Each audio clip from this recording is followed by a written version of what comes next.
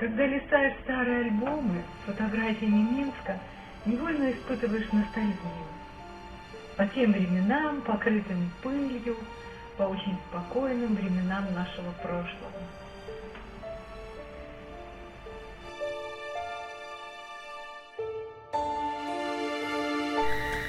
Интуиция помогала нашим предкам выбирать место для городов.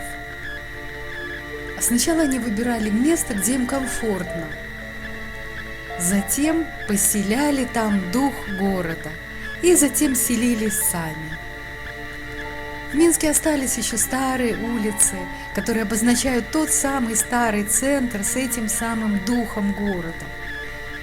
И я люблю бродить по старым улицам, пытаясь ощутить, где же и как же он проявляет себя, этот дух города. Я приглашаю вас пройти со мной в эту прогулку по старым улочкам и местам Минска.